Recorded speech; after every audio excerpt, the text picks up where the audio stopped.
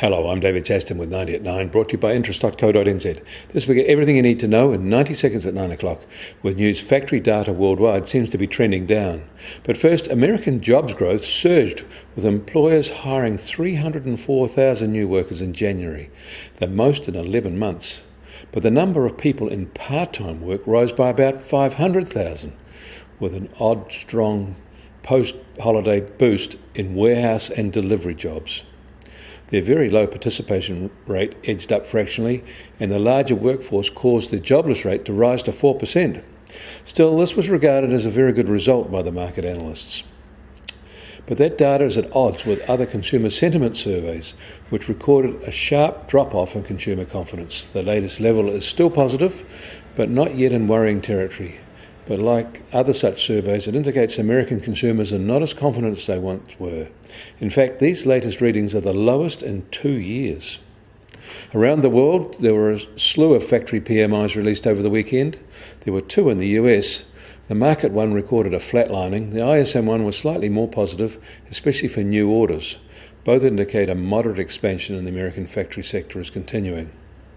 There was one released in Canada, and their factory PMI was a little weaker. On the other hand, Mexico's PMI picked up in January after flirting with a contraction at the end of 2018. In China, the Caixin factory PMI fell further to 48.3 in January, the deepest contraction since February 2016. The sub-index for new orders dipped further as the screws tighten across their manufacturing sector. China is now on its weeks-long spring festival holiday, and there will be little news from there, although the trade talks in Washington continue and both sides say they're positive. But analysts remain deeply sceptical that a deal can be secured by March the 1st, when American tariffs on Chinese goods are set to rise.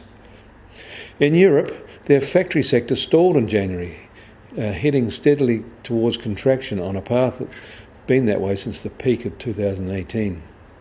New order levels were the lowest since April 2013.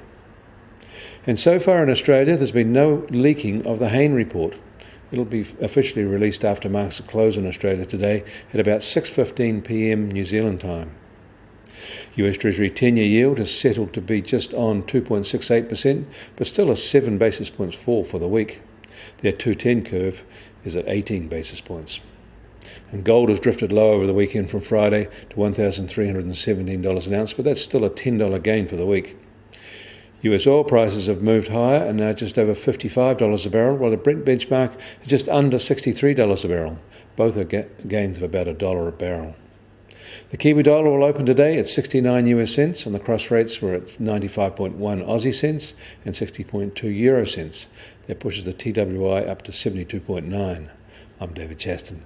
That was 90 at 9, brought to you by interest.co.nz.